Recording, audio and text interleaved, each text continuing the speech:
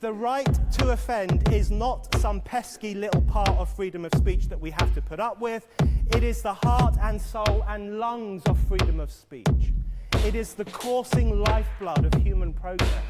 It is the instigator of liberty and modernity and science and understanding. What a laughing stock today's student leaders are, that they can so casually dismiss the right to be offensive without realizing that their lovely, enlightened lives are the gift of individuals who gave offense. Offensiveness is not just something we have to begrudgingly accept. Offensiveness is the motor of human progress. Now broadcasting from the Right to Offend Media Studios in sunny South Florida, bringing you the latest in politics, current events, art, and pop culture. This is the Whitfield Report Live with Sam Whitfield. But giving offense is good. In fact, it's essential.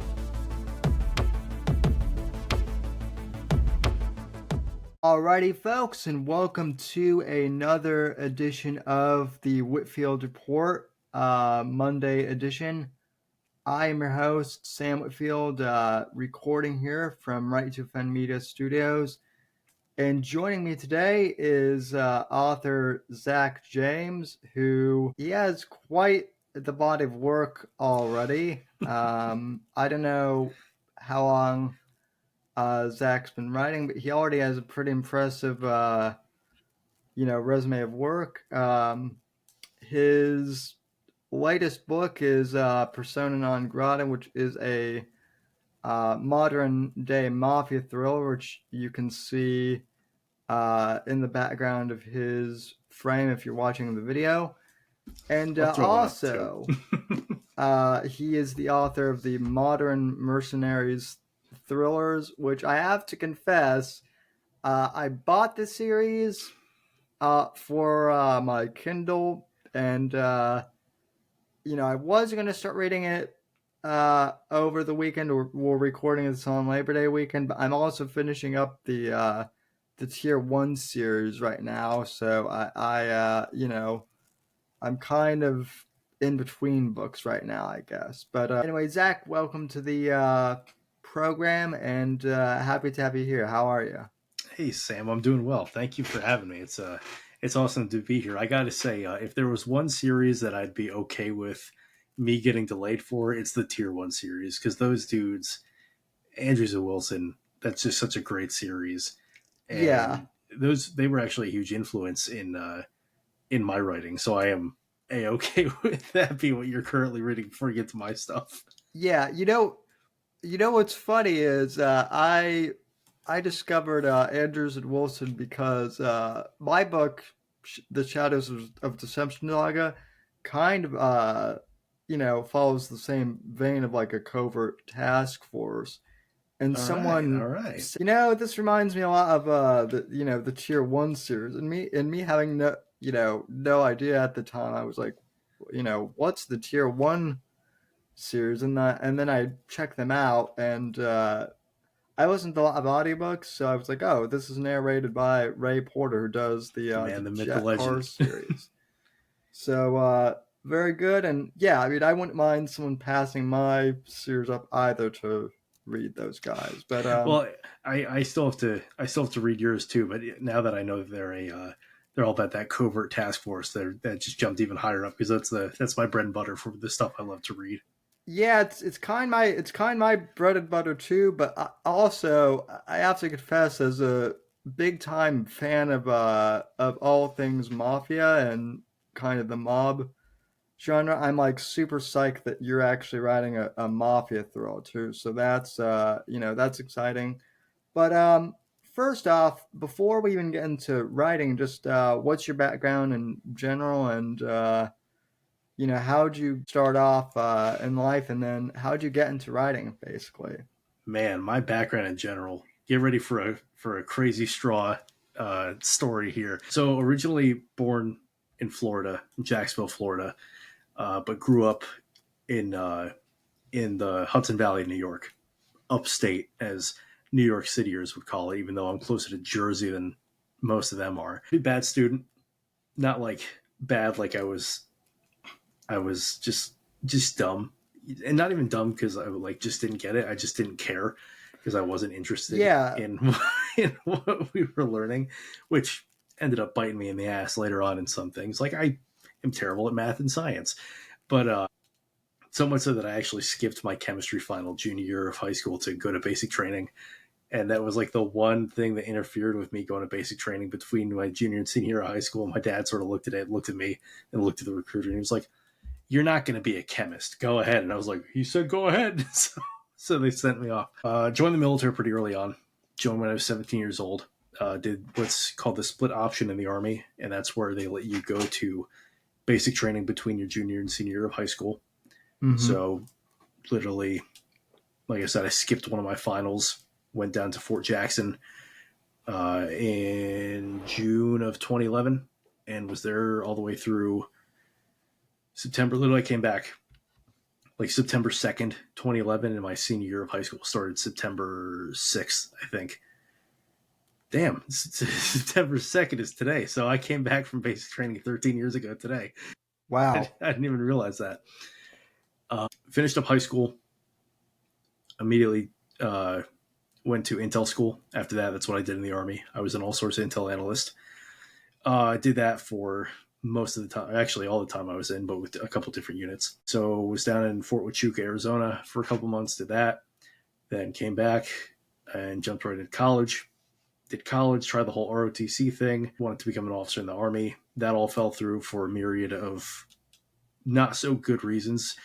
Not really on my part, but my stupidity in certain things facilitated people being able to not follow certain processes, to which led to me getting kicked out of ROTC, losing my scholarship, all sorts of stuff. I won't get into that right now just because there's a certain avenue I'm waiting to approach in revealing that whole story. Sure. But that actually was the impetus to me ending up writing Persona Non Grata, because at the time, so this is around early 20, I'd say between January and May of 2015, before I left Valley Forge, because that's where all this happened, was at Valley Forge Military College. I was already into writing at that point, but I started really fleshing out Persona Non Grata because I just needed an outlet, and I knew that if I didn't have an outlet, I was going to do something stupid. Yeah. So fast forward to June, July 2015. I'm waiting to start my bachelor's program, and I get my first big boy job outside the Army in a medical shipping warehouse, and I hated it. I absolutely hated that job. I was the happiest person the day that I got fired from that job, and not for like negligence or anything. I reached the end of my probationary period. They were like, "You're not really hitting what we want you to, so we're going to let you go." It's like, okay. It's funny. It's funny to me because like you're saying that was your first, big boy job, but like I'm sitting here thinking like, man, this guy was already in the Army. He like, to me that would be like a major, like, if you're going into the military. And by the way, thank you for your service. I appreciate that. Appreciate it. But yeah, if you're going into the military at like 17, like you've got your shit together more than most other, 17. In some ways, yes. In a lot of other ways, I definitely didn't. Well, yeah. I mean, that's just that's life, I guess. Yeah, so. yeah, I guess. I've always been an old soul in a lot of ways, but then also like a couple Me years too. behind other peer groups in other ways. Then after that, I was an overnight janitor to Planet Fitness for a while. And while this is all going on, I was still in the National Guards and doing my monthly drills, 2 weeks annual training, all that. I was with the 42nd Infantry Division up in Troy, New York at that point. Worked as an overnight janitor at Planet Fitness for a couple months, then I jumped into working hospital security. All the while, I was working on my Bachelor's of Science in Strategic Studies and Defense Analysis from Norwich University. Finished school for that in September 2017, and then I left at this point, I had re-enlisted from the National Guard into the Reserves. I was with the 404th Civil Affairs Battalion. And we got orders to go to the Horn of Africa, specifically Camp Lemonnier, Djibouti, where we deployed for 10 months from January to October of 2018. And that was kind of my jumping off point of like, okay, I've done the sort of regular day-to-day job thing, got the education out of the way. Do I really want to go back to the hospital and go back to fighting crazy people and doing patient value false envelopes and all that? And I was like, I really don't. And that's what got me Yeah. into jumping into contracting. So we got back from Africa in October of 2018, and in January 2019, I was on my way to Afghanistan on my first contract. And I've been doing contracting ever since. So it's been about 5 years since I got into contracting, almost 6 now. And I've been to a couple places, done some interesting work with some interesting people. I did Afghanistan for a while. I got a chance to work down in Guantanamo Bay, Cuba, which is not nearly as nefarious or exciting as the media would make it out to be, especially nowadays. It never is. The media overblows everything, but that perish the thought.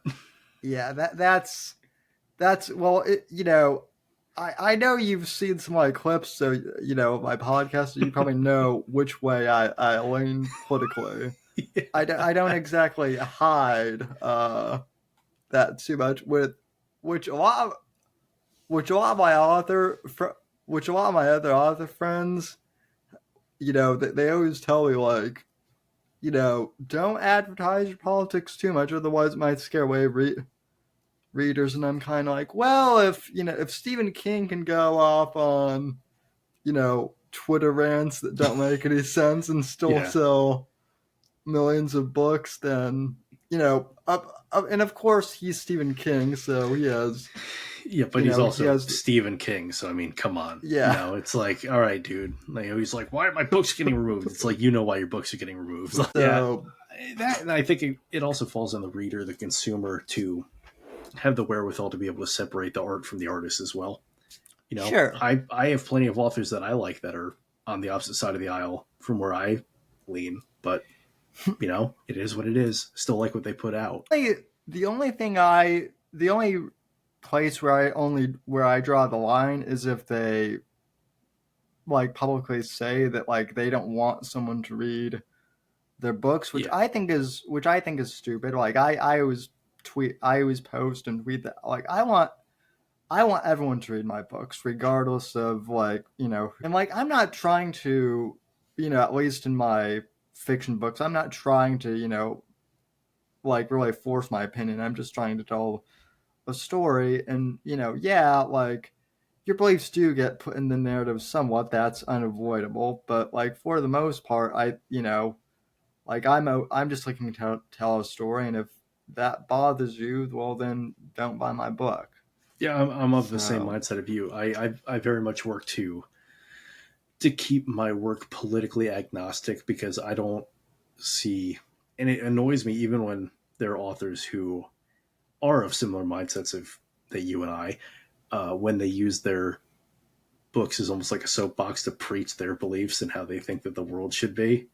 It's sort of like, all right, I get it, but it's like, I'm reading this to get away from this nonsense, and therefore I put a concerted effort into not putting that into my work. Or if I do get into the political realm, it's because it's a completely fictional, like in the Modern Merc series, for example, as the series goes on, especially from book 5, which is coming out next year on, I take a little more of a Clancy-esque approach where the politics of the world are discussed, because we now have a president who's involved in all that, but it is completely removed from modern day politics. There's not going to be a Donald Trump and Joe Biden, in everything but name only in my books. What I did to kind of get around that is, and I'm not really spoiling anything, but I made my president, like, purposely an independent.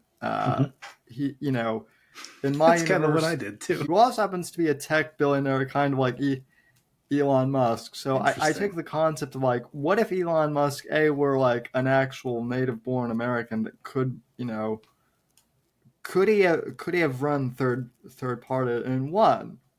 And my immediate answer was, well, he bought Twitter, which was actually more impossible than.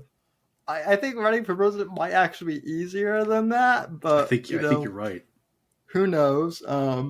So the fact that he's an independent president, and that's stated plainly, just kind of takes the thing out of, he's a Republican or he's a Democrat. Yeah. So, but people who don't read the books, they still ask me that for some reason, and it's like, well, just read the book. Yeah. If you need to know. But there's no politics is in this because the mafia doesn't care about politics. I beg to differ, but that's another. But in this, they don't. They're worried about making sure their envelopes aren't light. But anyway, no. So getting back to your military career, though, so you've been doing independent contracting work, I guess. What is that? Because there are a lot of I would imagine misconceptions. what is the reality of that like versus fantasy? Because whenever you hear of independent contractors, you just automatically think of mercs doing shady shit in foreign countries and all that stuff. So for the modern American contractor nowadays, it is not like that at all. We're not even 1099 contractors most of the time anymore. We are actual employees of whatever entity, usually like a company of some sort. We're actual employees. So we get healthcare, we get dental, we get retirement and stuff like that. Now, of course, the quality is going to depend on your on who you're working for. Yeah. But then they basically provide people like me to fill seats that either the military or the government cannot fill or are paying a lot of money to fill. And then I come in, and as contractors, we are meant to bring forth a subject matter expertise on whatever our individual field is. So like for me, it's intelligence, international relations, strategic planning, whatever. I've worked a myriad of jobs at this point. But it's all fallen under the umbrella of intelligence. And so I'm there to bring forth a level of subject matter expertise that the government or the military may not possess, and it's meant to supplement and enhance their organic capabilities. And that's across the board. So if you are a helicopter mechanic who is a contractor, you are still working as a helicopter mechanic, but you're bringing forward that expertise, those years of experience to do your job and help the military, the government, whomever is your client in doing that. Same with intelligence, even same with security contractors. Now, there are some areas where you get a little more shady, and that's where you get into like the OGA, or other government agency contracting, or there's some folks who still do straight up mercenary work. A really good example of that is Dr. Dale Comstock, former Special Forces Delta guy from the Army, actually was a straight up mercenary and led a mercenary force for a foreign government. He's got a great story, a lot of podcasts. He's got a pretty cool book out too. Yeah. Definitely recommend. So those are very few and far between because there are a lot of international sanctions nowadays and regulations that basically being an actual mercenary, like during the Cold War, of, I'm going to pack up a duffel bag full of ammo, uniforms, and a rifle and go to Rhodesia to help fight, for the Rhodesian military. Right. Even though Rhodesia technically didn't have mercenaries, but they did. But again, gray zone. Those days are pretty much long gone. There's so many regulations nowadays that it's an unfortunate pipe dream to ever be able to be like, I'm just going to go and fight in South Africa and be paid by the South African government in golden land, to do what they need me to do. Yeah. Yeah. I mean, and I mean, I have to imagine too that with like changes in technology, and drones and whatnot, there aren't, as many like boots on the ground in the private sector at least. Or... The private sector evolves with technology and capabilities. So, with the rise of FPV drones, you're going to have FPV drone operators who are going to be hired on as independent contractors, or like we're seeing in Ukraine right now, they can go and join the Ukraine Foreign Legion, which is technically a paramilitary outfit, not a mercenary outfit. Again, it falls into that weird gray zone of like legalese definitions and all that to make it kosher. So then with your private contracting work, is that what inspired you to do your military series? Or I find it fascinating because you said you've been writing persona non grata for a number of years. Mm-hmm. And so I'm wondering, as a fellow author, release that one first if you've been working on it for The short answer is that it never felt ready in all the other times and all the other iterations that I completed it, of like first Sure. draft done, second draft done, blah blah blah blah blah. And in 2020, late 2022, early 2023, when I finally started doing the last draft, what I knew was going to be the final rewrite of because it's been in the works for 12 years at this point. Yeah. Or damn near 12 years. It'll be 12 years when it releases in November. And to answer your initial question from way back at the beginning of the show, I've been writing creatively since middle school. Same. But I really got into the flow of it late high school, early college, and then I released my first book, Deception, in 2021. So it's been a couple decades at this point of like getting into it.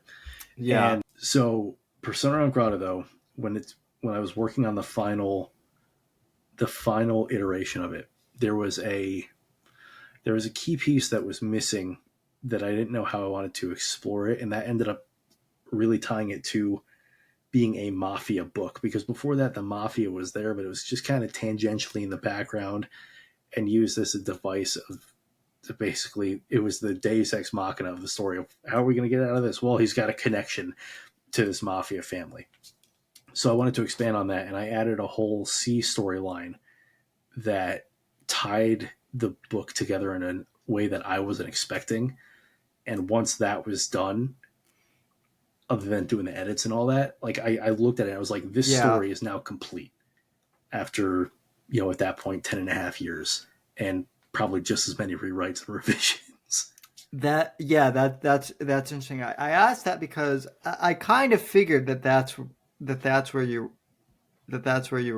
were going, because I mean, I've been in similar situations, but a lot of people who are just readers, they might think, well, if you've been working on this book for 12 years, why are you not, why did you release like 4 other books, that are new but have this sitting in the background? And I think that's a perfect answer, though, because I mean, I have projects that like I had been writing since middle school and high school that like I hadn't released until like last year. Yeah. So and sometimes it's just not ready yet. That's what it comes down to. So and then to answer your other question, I started writing the modern mercenary thrillers.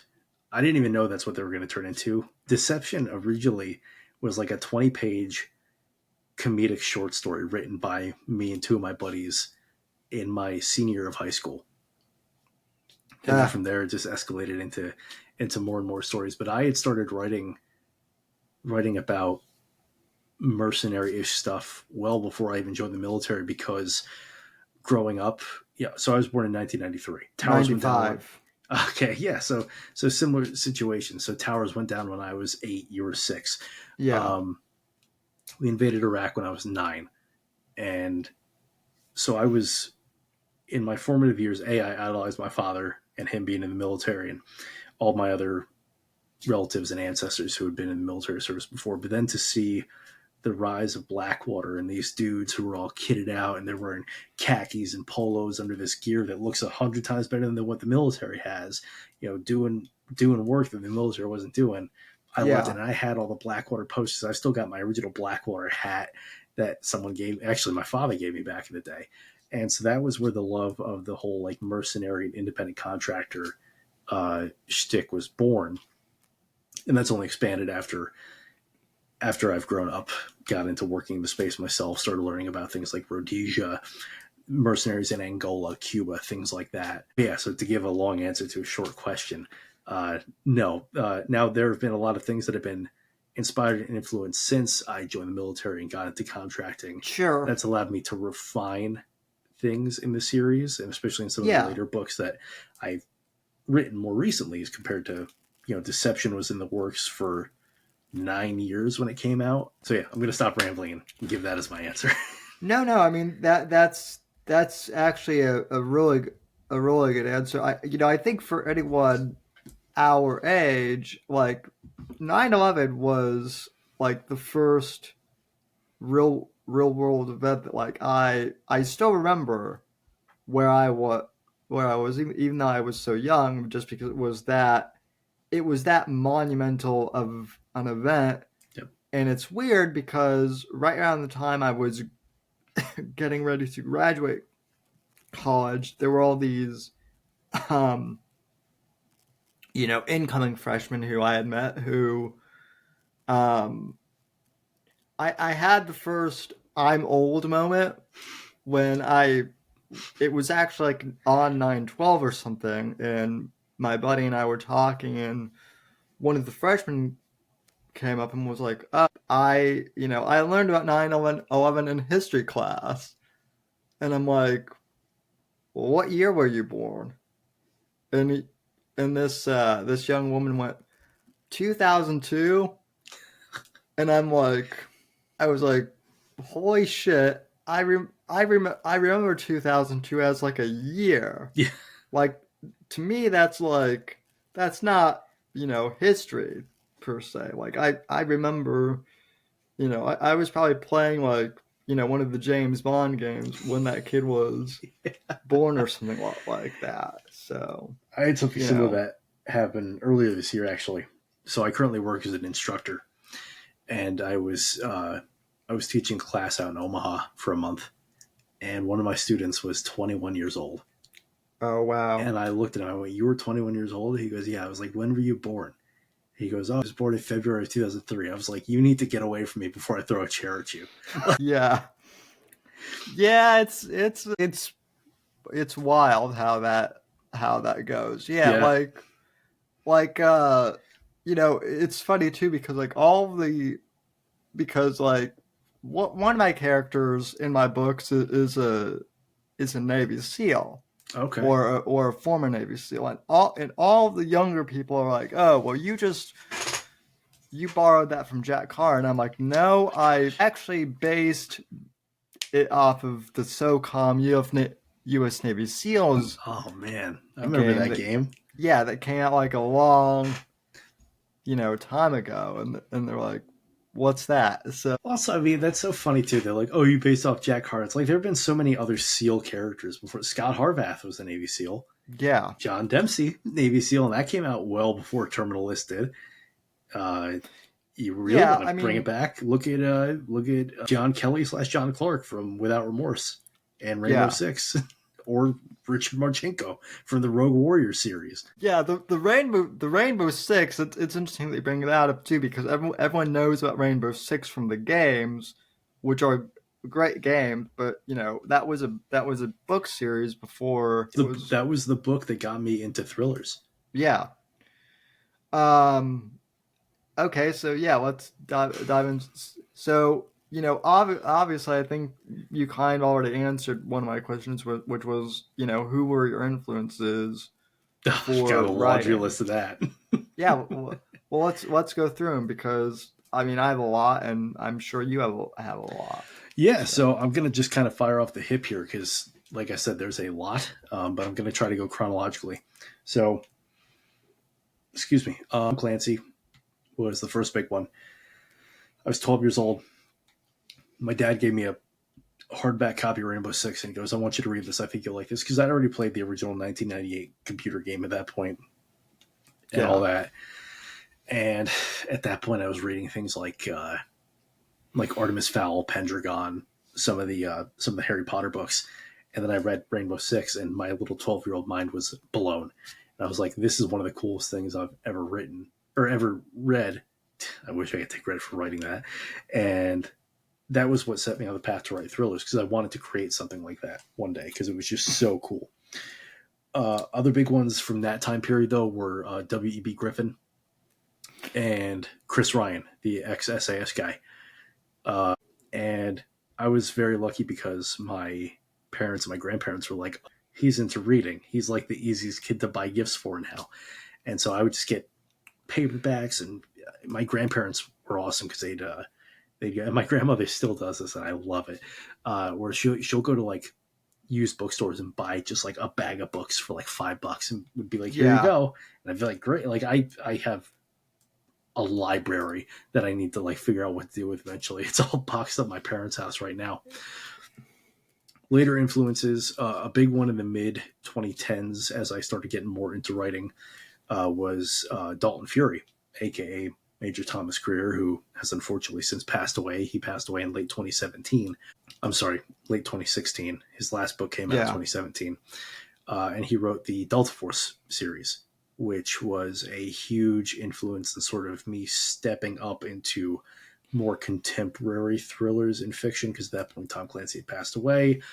You know, they still have the legacy characters going, but we're not getting his writing anymore. Delta Force was a huge insight into sort of the world of Delta, seeing Behind the Fence, which all those books actually ended up being a huge influence in book 6 in the Merc series, which is very Delta centric, as you will find out when the book comes out.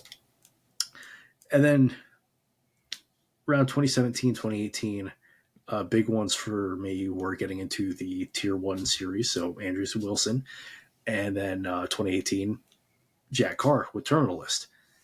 I would say I'm going to keep it. I'm going to keep it pretty concise right now and just leave it at those for thriller influences and inspirations. Those are pretty good ones. So to be honest, like I was never really much of a reader when I was in when I was like in elementary or middle school. And dude, I would get in trouble in middle school because I wouldn't be paying attention to what they'd be teaching us, and I'd be reading like books I brought from home.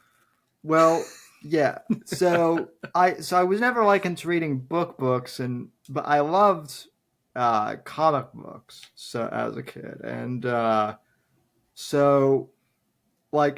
was always into the James Bond movies, since I was a kid too. Bond is still my favorite, character in fiction to this day. But I how could he not be? Yeah, James Bond. I grew up, reading the Punisher, which in hindsight, like some of those books, I was probably too young to read. I said I was reading Rainbow 6 and 12. That's got guns, blood, sex, all that. So yeah. But then in high school, like my grandmother, who, was a pretty voracious reader, she actually gave me Patriot Games, which is nice. That's a great one.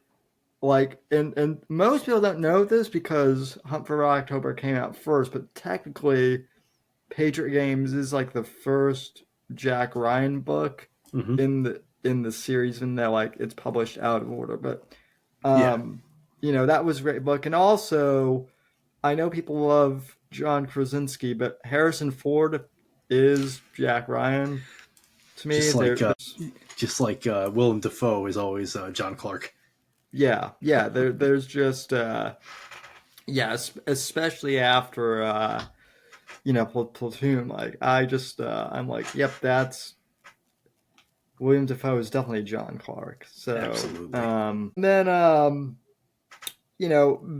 Vince Flynn. Once I took a gap year between high school. I completely forgot about Vince Flynn. Yeah, he's another one too. I took a gap year between high school and college, and so I discovered Vince Flynn from a friend of mine, and so I spent that whole year reading basically because I had nothing else to do, really, and I kind of started writing,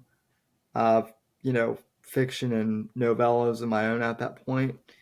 When I got into college, I kind of had to stop because, ironically, I was a writing major, and so all my time was spent writing papers for college and writing academic papers, and so I stopped, having to write for a bit. But then Jack Carr came out in 2018, and actually, back then I'm still connected with Ryan Steck, who runs The Real Book Spy, but nice.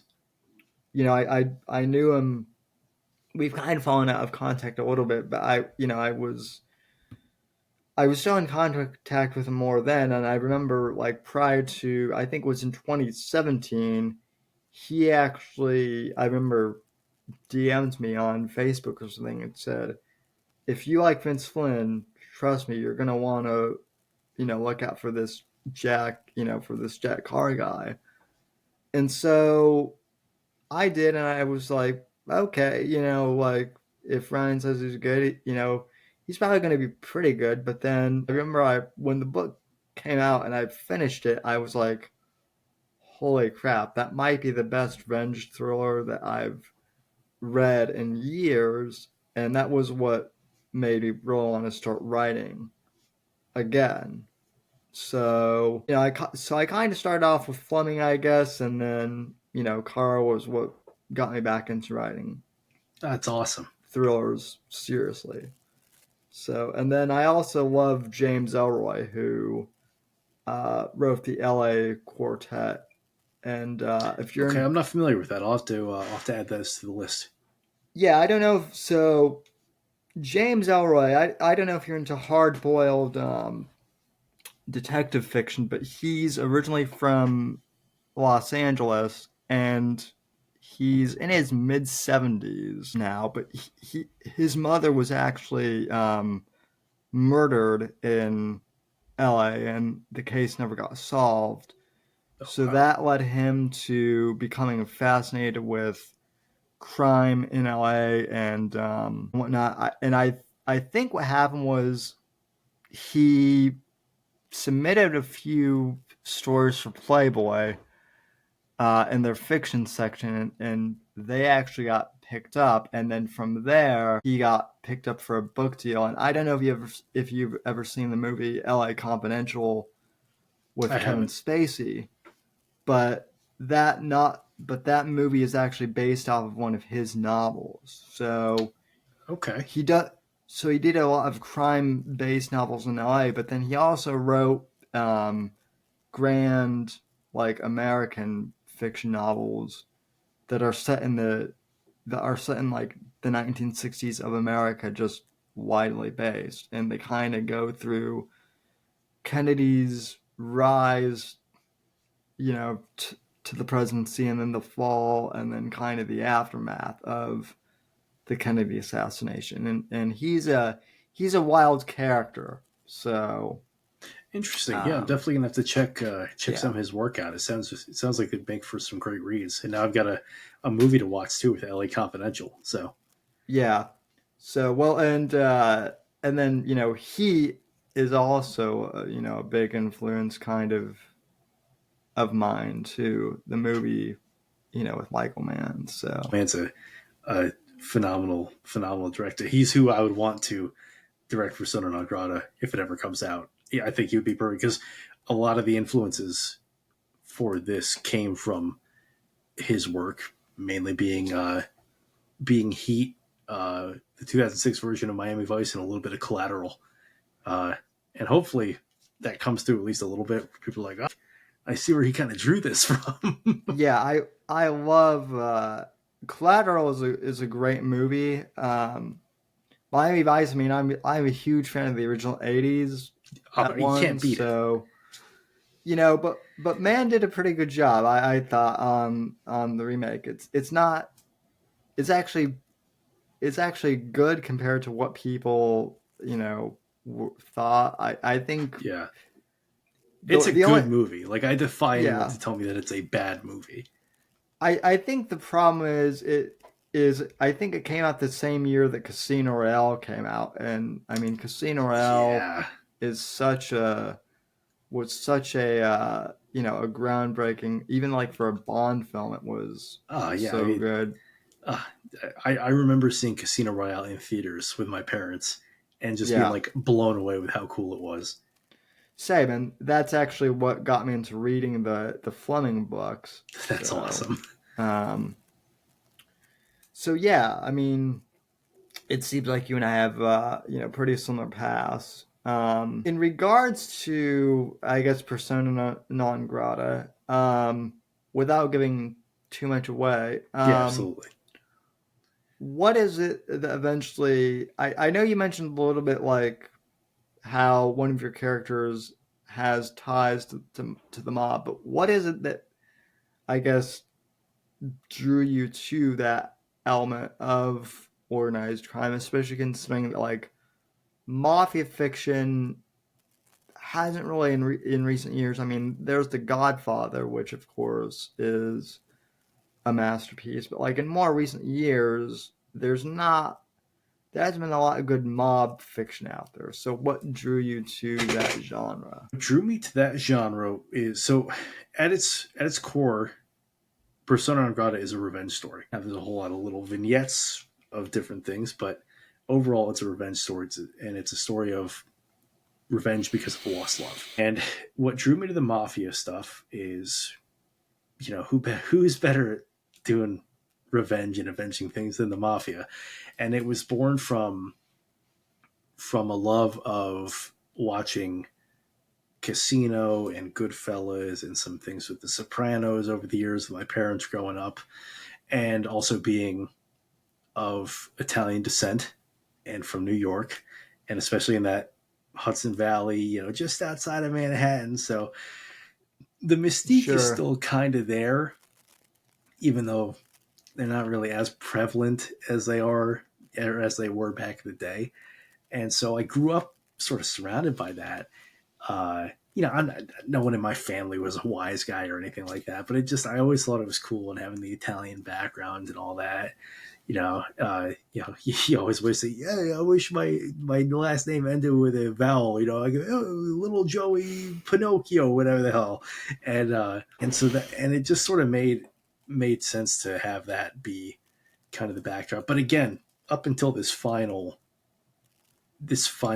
rewrite, the mafia was just sort of like tangentially in the background of like, yeah, he's got ties to this mob family, and that's about it.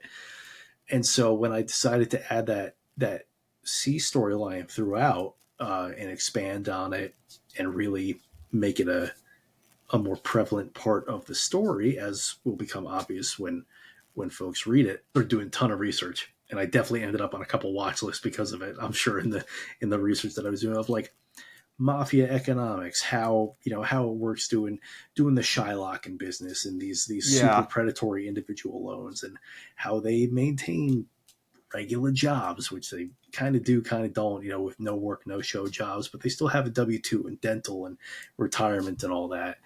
And it kind of just made sense to work it in a way of like, all right, once this guy sort of gets in with them, it allows him to really pursue this ultimate goal of justice, revenge, etc., however people want to interpret it when they read the story. It just kind of clicked in a way that I was like, okay, that makes sense. And that's what lent it to really being mafia heavy. Yeah, it's interesting that you say that, because I mean I'm Italian descent on my mother's side too, so I get that. I get that whole connection, but she's originally from Connecticut, and well, actually, she's too far.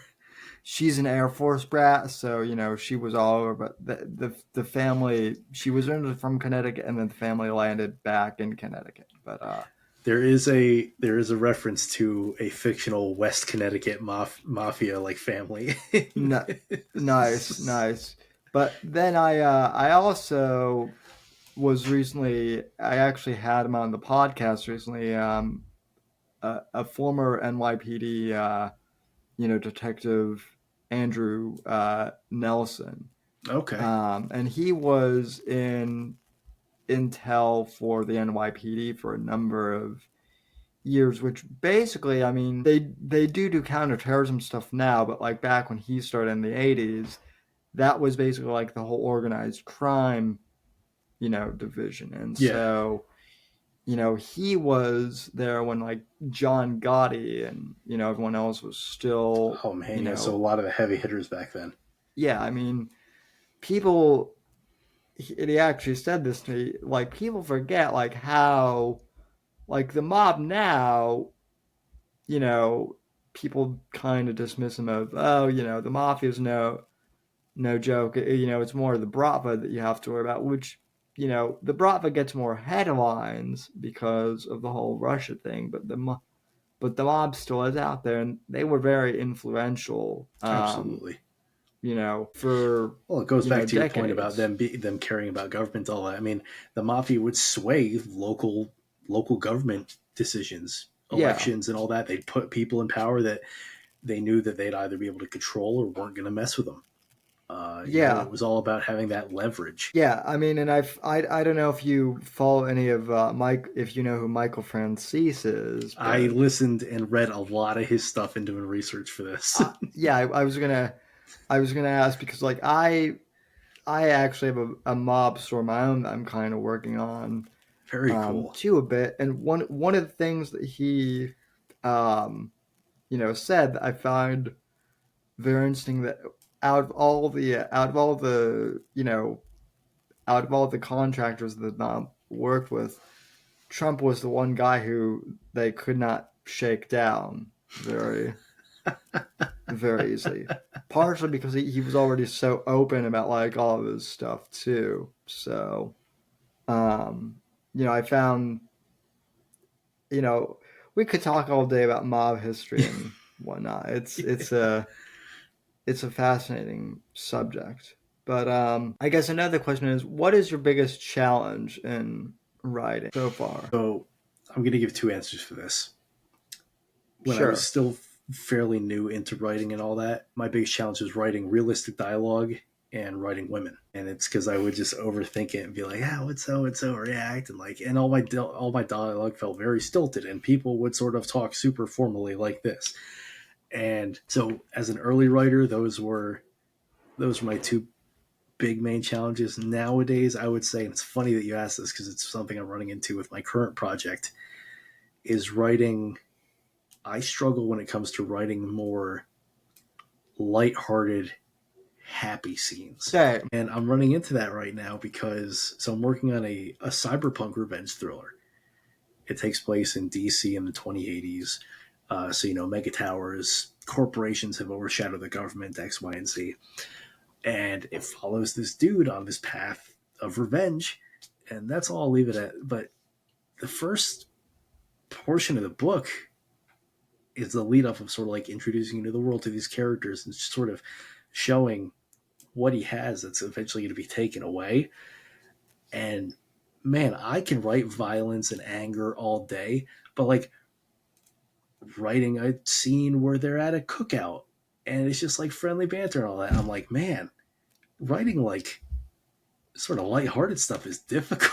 For me, it's not so much difficult in and of itself, but for me, it can be difficult to go from writing like a heavy scene to then transitioning to the hearted stuff. And that's the I've thing is like, noticed. so I've got like the inverse right now because it's almost all. So the opening chapters ish, there's some heavier stuff just to sort of be like, oh, like this is the main character, this is what he's capable of. But then, like when he goes home, he's a doting husband to his expecting wife and things like that. And like he's got this, they've got this great extended family and they've got all these friends over and all that. And so it's like, okay, I've already written one like heavy scene to show, and that was easy. But now it's like, I'm just like, man, I'm looking forward to getting to back when it goes like just off the rails into the heavy stuff, because that's where I thrive. Yeah. And so I'm like, I really just gotta like, and I've even like started like skipping portions of chapters and like bolding it and highlighting it, be like, revisit this in the rewrite, of like, and hear the main story. Yeah. Because I know once I get to the heavy stuff, it's gonna flow like an open faucet, but I just gotta get there first. Yeah. No, I'm the same. I'm the same way. Like, and I don't know how you are, but like I do outlines a little bit, but I don't stick by them. I guess I'm more pants it because otherwise I get like too fixated on the outline. Yeah. And I just never get any writing done. But yeah, like that. Like sometimes I'll be fixating on a scene, and like at least my first draft, like I sometimes have to like come back to it because otherwise I'll never get the rest of the book done. So I've got two chapters so far that I've written maybe like a half page to a page with, and was just like, I'm getting stuck. Like I don't know where I want to go with this and keep it sort of lighthearted and happy. So revisit later, move on, Yeah.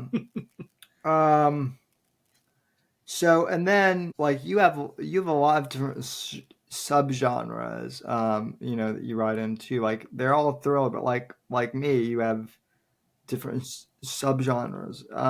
Why do you think that is? Is it you just don't want to get bored, or um, I would chalk for it up me? to Yeah, a combination of an overactive imagination and probably an undiagnosed case of ADHD. fair enough. So like, it started with Persona Non Grata back in 2012, and then I got into the thrillers, and then I got into writing sci-fi horror because I love sci-fi horror. And I remember specifically it was December, might have been like Christmas Eve, but it was in December of 2016 when the first ever trailer for Alien Covenant came out. And I love, love, love, love the Alien movies. Grew up watching them, had the DVD quadrilogy with all the 60 some hours of extra footage and behind the scenes and all that. I just absolutely love that series. And so I was like, I want to write something like that eventually. And that's what led to Occupant, my first sci-fi horror book, which is now getting a sequel, not sequel, with Containment coming out next year, which I wrote because Oh wow. literally this one came out because I was like, I want to expand on my sci-fi horror series. And at the time I was in Afghanistan, and I'm working with a great crew in Afghanistan, so I'm going to have them be the characters in this book. So yeah, I don't think it's a desire to not be bored, but it's just, I have all these ideas and I think I can make them Yeah. into something good, and therefore I just pursue it.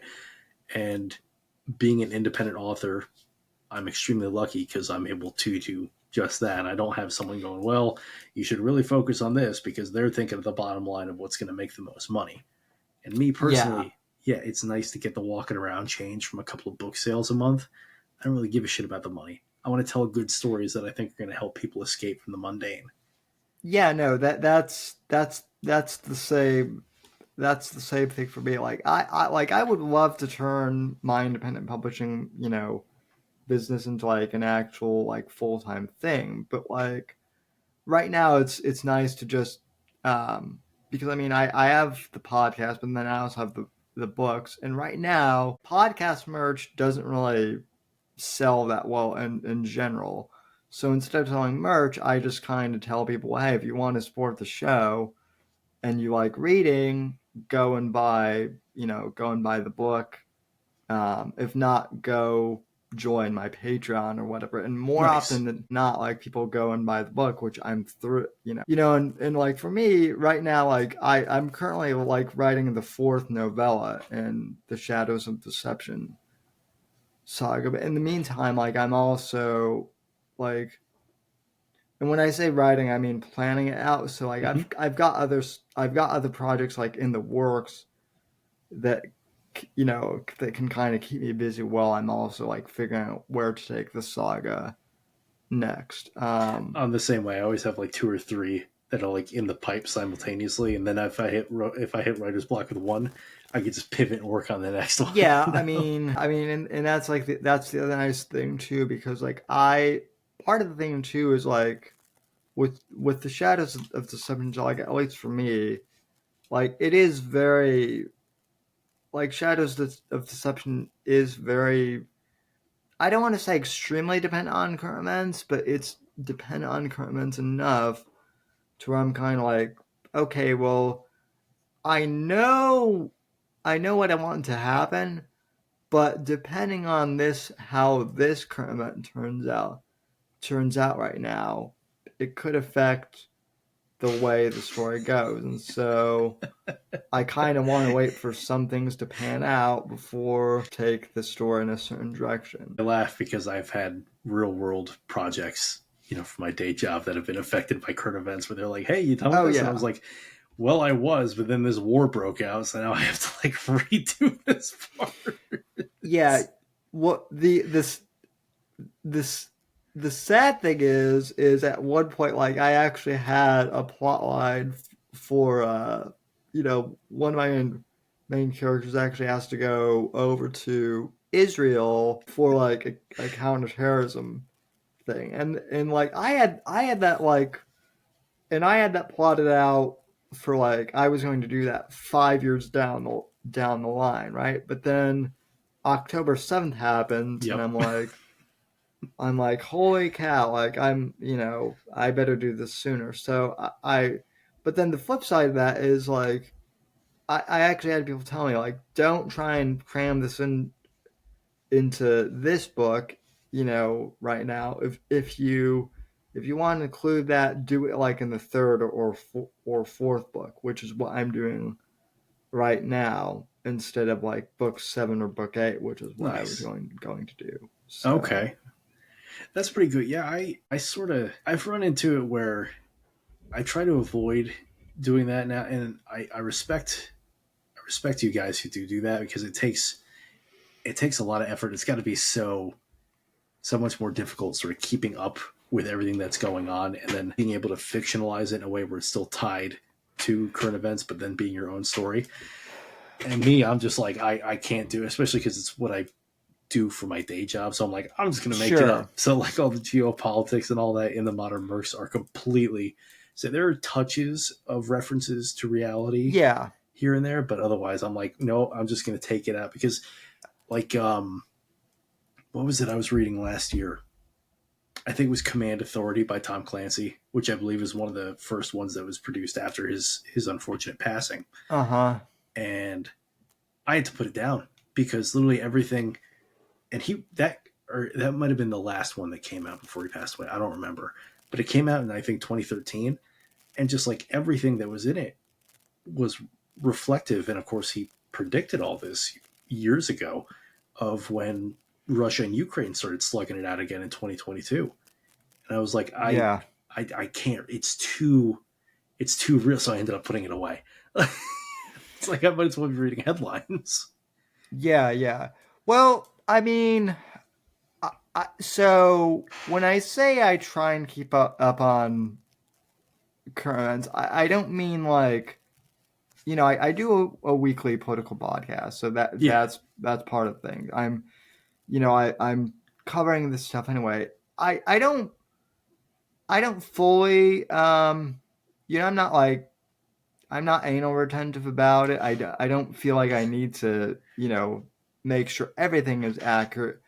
But I do want to make sure that things are accurate enough to where, like, if I'm talking like, like the war with Israel and Palestine, I don't want to write something, in the book and then have that be, set to publish, and then between the time I finish it and it gets published, something dramatically changes, and I'm stuck with it. So Right, yeah. Funny enough, that actually kind of happened. I actually, my latest book, there's a presidential assassination attempt that occurs, and I wrote that back in February, and then I had it set to release like a week before it was supposed to. The weekends before it was supposed to come out, that was when the Trump assassination attempt happened. Oh my goodness. And so I was like, do I pull this, or do I, postpone it, or what? And I actually talked to a couple of author friends who were like, it would be different if he had actually gotten assassinated, but because he wasn't, actually harmed, too seriously, I think it should be fine. Yeah. So I don't think anybody expected him to pop up, and take as well as he did, though, either. I think that's one of the things that does seem like it was a little bit of like a thriller moment there. Yeah, so, definitely was. In regards to the whole Russia-Ukraine thing, if I can ask you real quick, what is your whole opinion on that situation? I mean, I guess if you can talk about it, how would you handle it? Ooh, wow, that's a loaded question. I'm going to keep it at the 5,000 foot view just because Sure. I have worked aspects of it, and so I've got a couple of lifelong NDAs hanging over my head right now. Yeah, My general opinion on it is that I, much like everyone else, am surprised that it not only lasted longer than a week, but it's lasted as long as it has, because up until that point, everyone thought that Russia was still it was the bear that it was in the Cold War, and even in what we saw in Georgia in 2008 and all that, was this big grandstanding army that was just gonna power through whatever, and Ukraine was just gonna be like a speed bump at the best. And then to see how the Ukrainians have held out. Now, well, of course, a lot of that has been because of foreign aid, the billions of dollars that we've contributed, so much so that I wanted to claim Zelensky on my taxes last year. Weapons, armament, material, things like that.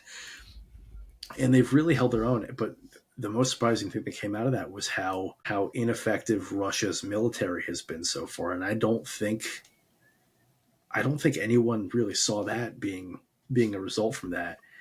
Now, how I would have handled it if I were a policymaker, how I would have handled it was I would have tried to nip this way back in the bud after the initial invasion when it actually started in 2014. A lot of people forget that, when they annexed Crimea and they pushed into a lot of different regions within Ukraine. I'm thinking around what I can and can't talk about. I apologize. No, it's fine. I understand.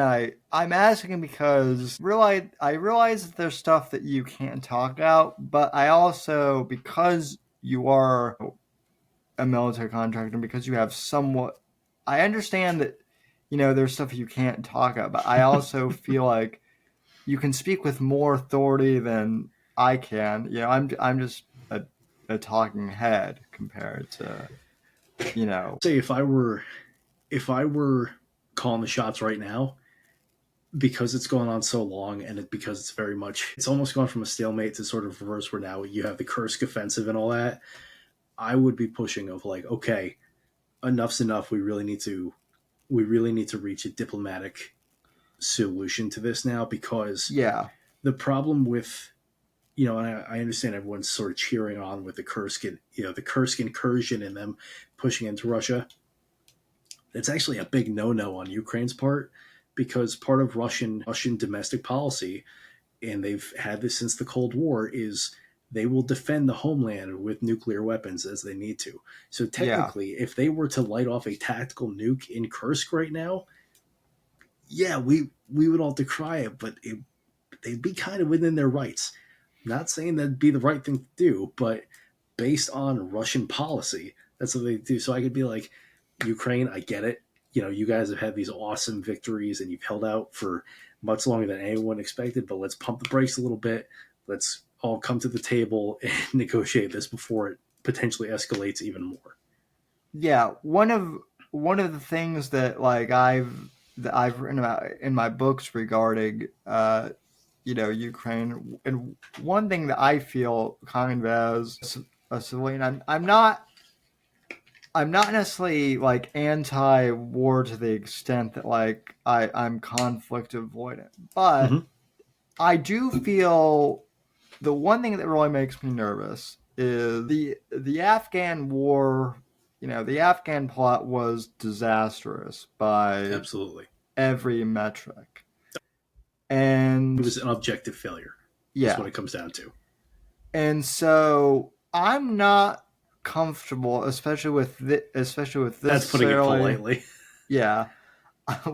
Well, I've got issues with them, on multiple fronts, specifically in regards to this. I'm just not comfortable with Americans going into Russia or Ukraine, and really, given what we've seen over the last 20 years, having no clear exit strategy. And Russia, Russia might not be as strong as they once were, but they're still more organized than, say, a lot of these jihad groups that gave us, trouble for 20 years. And so, I don't think I mean, I feel bad for Ukraine, but I also feel bad for not necessarily Putin, but for the rest of the Russian population who, they're having issues too. And so I don't know if us stepping in at this point would really help things at all. And I don't think that the U.S. should really get involved at all. I think yeah, that we shouldn't have even gotten involved in giving them as much aid as we have and all the weapons. I mean, we've depleted our own military capability so much in giving away so much munitions, arms, ammunition, materiel, vehicles yeah, to both Ukraine and Israel. Yes, I understand. We are, even though everyone likes to say that we're not, we're the world police. Team America, fuck yeah, world police, go get them. I disagree that the U.S. should do that. I don't think that we need to be everyone's big brother because we have a tendency to spread ourselves out real thin and get involved in places we don't need to get involved in. And that, that definitely didn't bite us in the ass, decades on from that little thing called the Cold War back in the day or anything like that. And it's certainly not going to bite us in the ass. I mean, America is the best at arming its future enemies when we think they're our allies. yeah, And so I agree with you, especially militarily. It would be the worst decision we could make if in an official capacity beyond just materiel, which we were beholden to Ukraine to do because back in, I think it was the 90s, we were like, hey, Ukraine, get rid of all your nukes and we'll defend you. So we kind of were beholden to that. But beyond that, any additional involvement would be catastrophic, if you ask me. yeah. I mean, I kind of more or less share the same take that you do with that. And so, in a roundabout way, I guess, thank you for, more or less kind of confirming what I've said, because I mean, I've been saying that for months, but I also get the pushback of, you're not a military, you have no military experience. That's a how do you cop-out. know what's that's a stupid response because you can know. Yeah. You could be in the military and not know anything. I know people in the military who couldn't find Ukraine on a map. You can not be in the military and still be educated on things like this.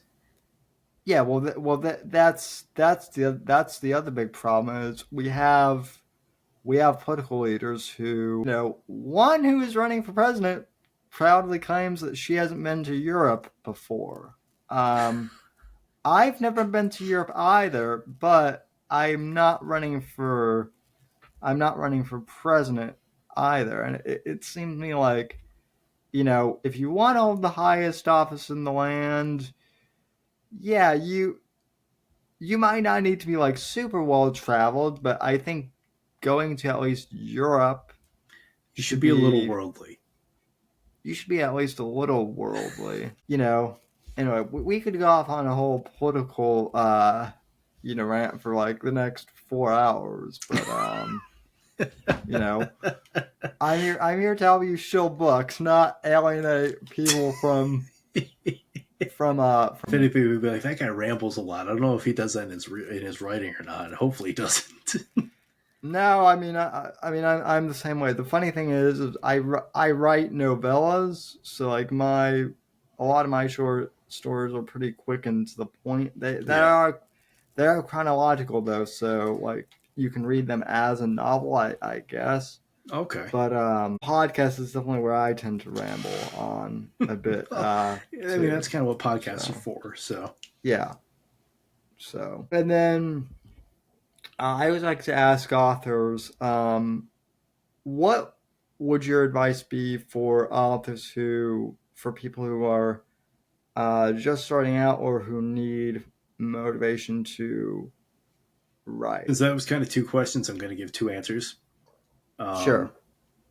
One of which can kind of apply to both, and that's the new authors. And for people who want motivation to write, is to just do it. And cue the Shia LaBeouf meme here. Just do it. And you don't have to have a super comprehensive outline, like you were saying before, Sam. You and I have similar writing styles where it's like or like half pantser, half outliners, but you don't have to have a super comprehensive outline. It's okay to come up with new ideas and insert them as you need to, but just get words on the paper. And even if you're like, I don't know where to take this chapter, kind of like what I said before, Yeah. bullet point it out. Okay, revisit it, move on to the next chapter, because you'll either come back and be able to flesh it out, or you might go, all right, maybe this chapter doesn't need to be here. Maybe I can replace it with something else. But just get it done, because your first draft is always going to be a mess. It's just what it's always going to come down to. You're never going to have perfection on your first draft. So just get it done, because that's what rewrites, revisions, and edits are for. It's almost like this process has been around for so long because it works. So just get it done. Get that first draft done. Even if, again, like I said, you've got chapters that are just bullet points of ideas that you didn't know how to expand on at the time. Just do it. And then for people who are looking for motivation to write, maybe you're hitting a little bit of writer's block, or you don't really know how to approach a scene or whatever, I'm going to give them the same advice that I gave on an interview I gave with Luke Goodich about a year ago, actually. And that is, if you're really struggling to sort of get your mojo, or you don't really know how to write something, is to go back and find your favorite scene out of a movie, a show, a video game, whatever, and take that and approach how you would write that as like a chapter in the novelization of whatever that thing is. Yeah. And focus on those little details. What are you pulling from?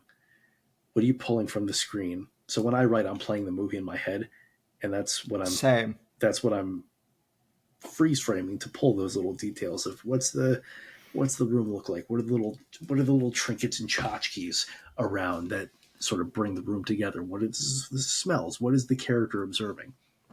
But do that from that external source of movie, video game, show, whatever. If you're running a Dungeons and Dragons campaign, write that out, whatever. And use that to sort of give that motivation, because that also might cause the click of, approaching this, well, that kind of applies to my main project. And now you can get that, that snowball rolling. That's what I would say. Yeah, no, it's funny you mentioned that, because like I take it you're a huge movie buff, and so am I. Absolutely. And I'm also a big, not as much as I used to be, but I do still like the game. And so one of the things that I'll do sometimes is I'll put away my laptop or my iPad, whichever one I'm writing on, and I'll go and play, a game or something and whatnot. And sometimes, believe it or not, like I'll get inspiration, and then something will pop in. I had this creative writing teacher who once said that like you have to, like, the only way to beat writer's block is just to write the same thing over and over again. And I've never found that to be... I don't think I agree with that. Yeah, I've never found that to be like helpful at if all. anything, my personal approach is the complete opposite of that. Like I said, I'll keep 2 or 3 projects sort of, for lack of a better term, on the stove. Yeah. And then if I start to have writer's block with this one, all right, turn that burner off and I'll go over to the next one. And I'll get back to that one when the time comes. Yeah. The other thing too with having multiple projects is like I at least want to be interested in what I'm writing. And so if I'm like I'm not done with the Shadows of Deception series, but like I'm at a point where I don't know where to take it. So I'm not going to force myself to do something if I'm not like in the mood to write. I think that's one of the most important things that any writer can understand, is to not force things. Yeah. That's like, I always get asked like, do you have like a set amount of time that you write per day, or amount of words or pages, whatever? And I'm like, no. Like, what do you mean no?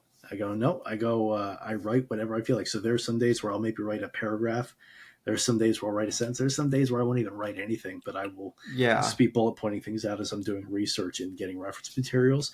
And then there are other days where I'll write 20 pages and I'll be like, oh, shit, it's 11 o'clock. I need to go to bed. But the reason I don't sort of have like an arbitrary number is because, very similar to what you said, I know that if I have to force myself to write to reach that, it's not going to come from a place of passion and love, and therefore, in my mind, it's going to be shit. And I'm not in the Yeah. business of producing shit. That's the other reason why I mainly write novellas too. And the way I do is like, could I write a full length novel? Yeah, but the other reason why I haven't done like a whole lengthy novel is partially because when I ask like my friends like hey would you read this as like a novel, a lot of them are like, well, I'd love to, but I don't have the time because of work and whatnot. And so I'm like okay, if this were like 250 pages, could you read it? Oh yeah. So like Nice. that was another thing of like a lot of people like now like we're voracious readers, and so like I have no problem reading a 500. It might take me a few days, but like I'm determined. A lot of my friends I went to high school and college with, a lot of them just aren't readers in general. But what Yeah. I've found is like they love my books because they can, if they're really determined, they can just finish it in a weekend. But then if they're not, they can pick up and read it in like a month after work or whenever. And I hate this. It's not as bad now, but like when I first started writing, there was a thing that, if you, well, first off, I think independent authors used to get frowned upon a lot. That if you, We were like the lepers of the yeah, publishing world back up until a couple of years ago. yeah, if you were self-published, you were not legit. So especially if you were younger like you and I are, that's the other thing I've noticed too. It is I was explaining this to Luke Goodich the other day. I said, you're really in a golden time right now, to be coming up when you are, because like I published my first short story back in 2014. And I was 19, so I had no idea what I was doing anyway. But like, even, Man, I wish I'd gotten started that early. That's awesome. well, so funny story about that. So a friend of mine had written this zombie apocalypse novel, and he published it. And so I had this short story that I had written, and it was a first draft. And to be honest, like his book was a first draft too, but neither of us knew what we were doing, and so we just decided to publish it and see who would outsell, you know, each other. And I think I won, but like neither of us knew what we were really doing as far as like writing or selling the thing. But also, I mean, back then self-publishing was, a brand new thing, and I don't even think Amazon was like letting you print paperbacks. Then I think it was Kindle only, Oh wow. which a lot of people, didn't know what like, e-readers hadn't really caught on yet. And they still haven't caught on as much as I think Amazon would like to, think they have. But yeah, I mean, it's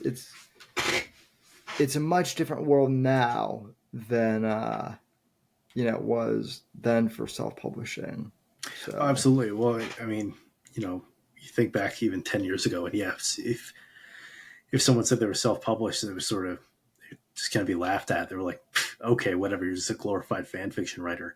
Nowadays, I have friends who will introduce me. They're like, yeah, he's a published author. And I'll be like, yeah, self-published, because I don't want people to think I've got like Penguin behind me or anything like that. They're like, okay, like you still wrote and put out a book. Like it's one and the same at this point. I'm like, yeah, cool. The only difference is nowadays, and I think this is going to start changing soon too, especially once Barnes and Noble gets their act together and makes their self-publishing thing a little less or a little more user-friendly, is we don't yeah, have our books on shelves right now. Unless you go through like Ingram Spark or something like that. And even they have their own headache of trying to work the thing. But really, that's the only difference nowadays, because all it means is we're our own distributors. And if we want to get on the New York bestseller list, that means we have to buy the 50,000 copies to then distribute to people. But that's Yeah, and I mean, I don't even really know if that's worth it now, because like everyone I was gonna say, everyone, you can't throw a stone in a Barnes and Noble at hitting a dozen New York Times well, bestsellers. and also like most people our age, I've noticed, the ones who read anyway, that all anyone cares about is Amazon reviews, because that's where people buy books. You know, whether you're going through one of the big publishers or self-published, like everyone I know, like even my relatives who are like in their 80s buy books off of Amazon now if they're buying new books. Absolutely. And so it's not really worth it to try and get it on shelves anymore, unless you're like one of the big, names out there. And even then, it all depends on how well it gets distributed. Like T.R. Hendricks, when he put out his second book, The Infiltrator, I went to like 3 Barnes and Nobles around me, and I couldn't find the damn thing, so I had to order it online. Yeah. Yeah.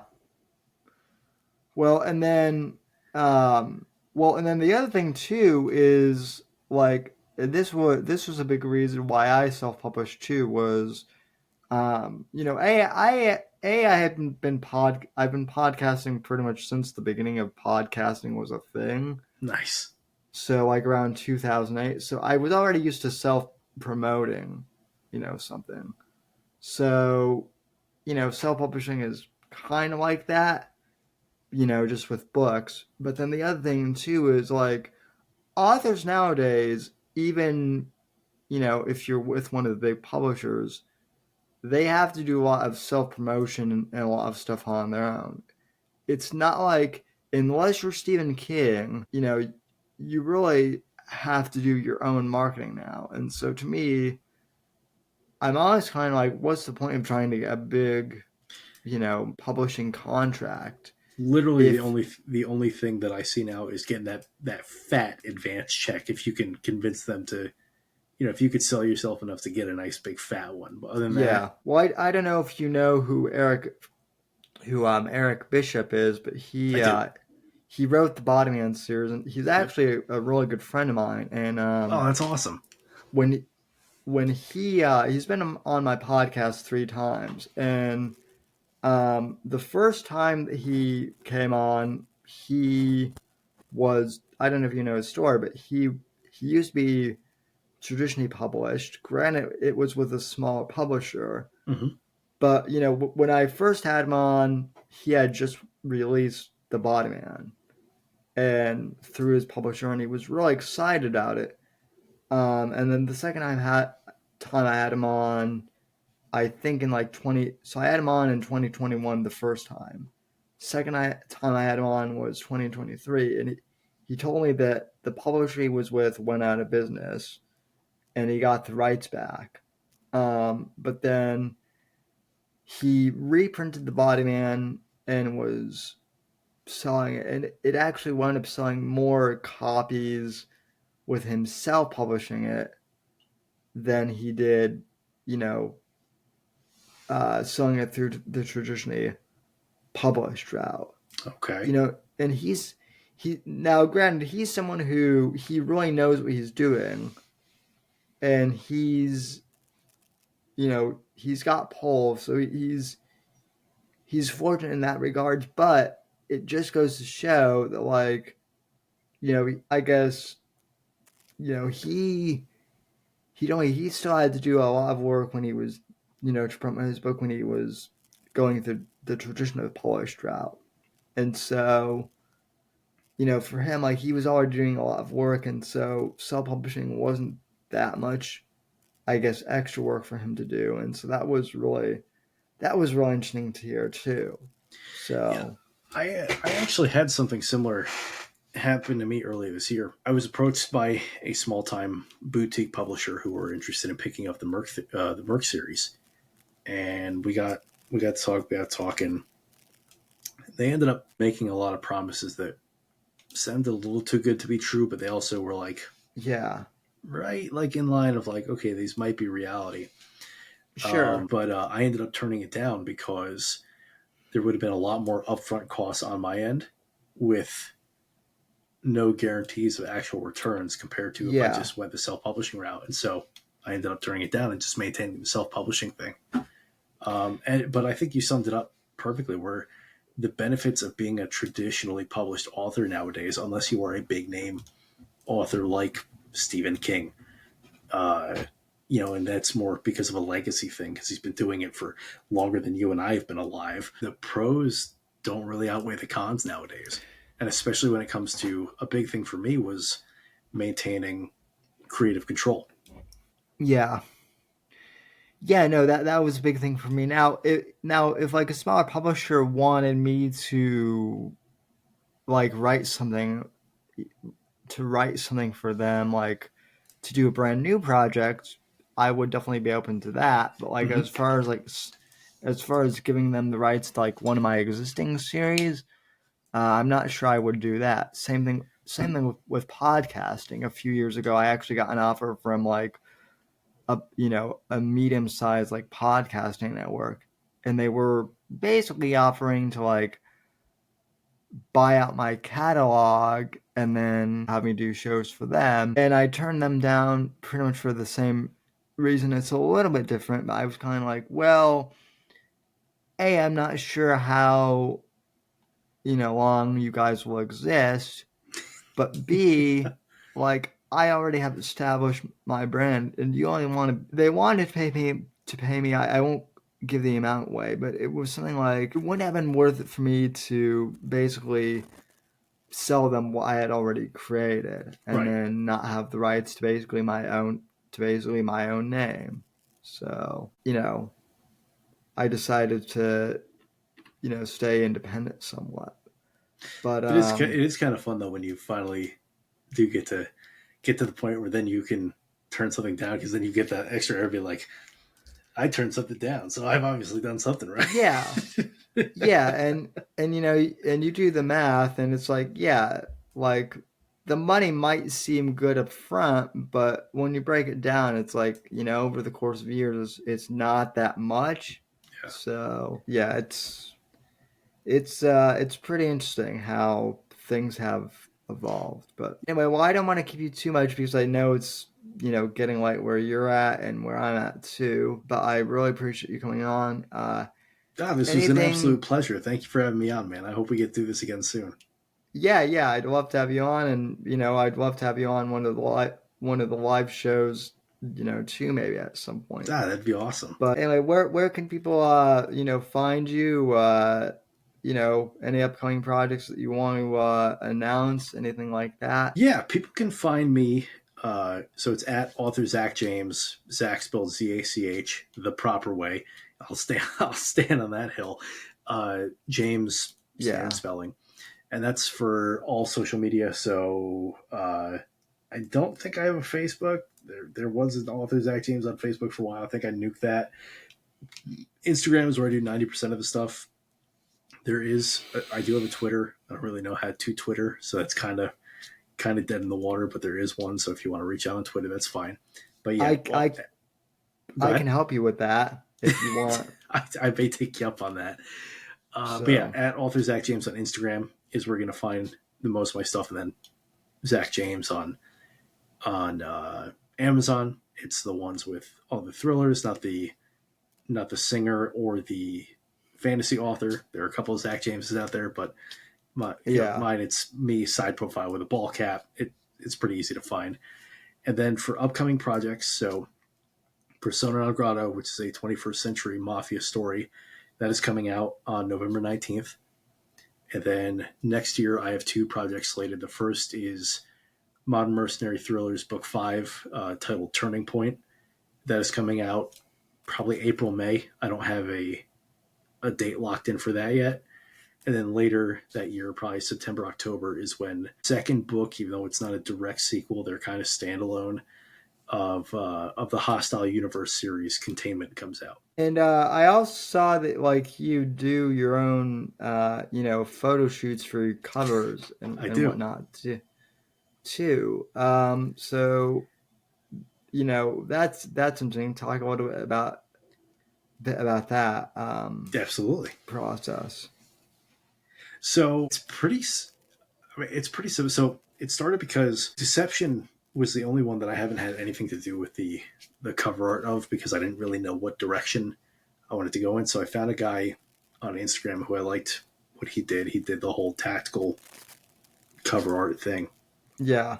And he came up with Deceptions, and I loved it. And it sort of gave me the direction for where I wanted the rest of the series to go.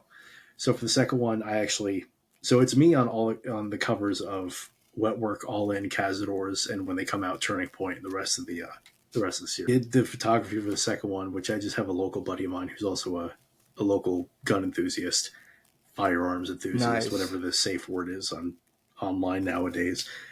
And but he does photography professionally, so he's got the whole studio and all that. And so we shot it, sent the pictures off to my cover art guy. He did it. He did a good enough job. He could have done a little better with the second one. I'm not going to try to poo-poo him too much, but I also didn't give too much direction, so that's kind of on me as well. And then there was just a failure of communications for the third one. We'd already shot the kit for everything. And the main reason I got into it was because nothing drives me up the wall more with like a tactical thriller and all that, tier 1, Jack Carr, X, Y, and Z, where the gear on the cover just like don't make sense. Yeah. And me being a gun nut and a geardo and all that, I'm like, I know what these guys would wear and I know what I want it to look like. So to quote my buddy Mod Zero Memes on Instagram, he loves saying I take the Thanos approach of fine, I'll do it myself. And so that's what led to it. And then I already had like a baseline knowledge of Photoshop.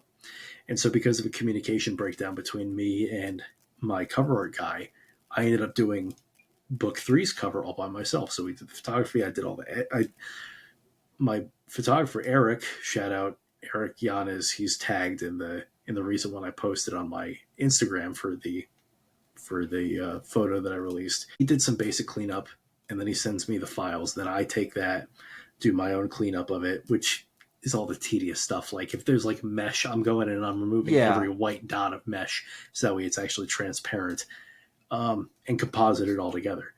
And it comes down to, when you have a vision, you want to get it done right. You're going to do it as close to yourself as you can. Or if, you've got something that you can't do, like I can't do art, but I had a vision and I worked with a guy on Fiverr. This guy also did Occupants cover art, and it comes out phenomenal every time. I love working with this dude. But yeah, so for the Mercs, like with Turning Point, I knew what I wanted it to look like, so I went and bought all the gear, did the face paint and everything, and we shot it, and it came out even better than I thought it would. Well, that's awesome, man. Yeah, your covers are definitely, they're good, and I don't care what anyone says. You actually do judge a book by its cover. That's the whole point of a cover.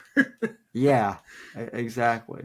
So yeah, folks, check out Zach's books and follow him on social media. I'll have that posted in the links in the show notes. And yeah, thanks for coming on, man. Appreciate it. Yeah, thank you, Sam. This was awesome. And we'll talk at you down the road, folks. And until next time, take care, and I'll see you on the next episode. The right to offend is not some pesky little part of freedom of speech that we have to put up with. It is the heart and soul and lungs of freedom of speech. It is the coursing lifeblood of human progress. It is the instigator of liberty and modernity and science and understanding. What a laughing stock today's student leaders are, that they can so casually dismiss the right to be offensive without realizing that their lovely, enlightened lives are the gift of individuals who gave offense.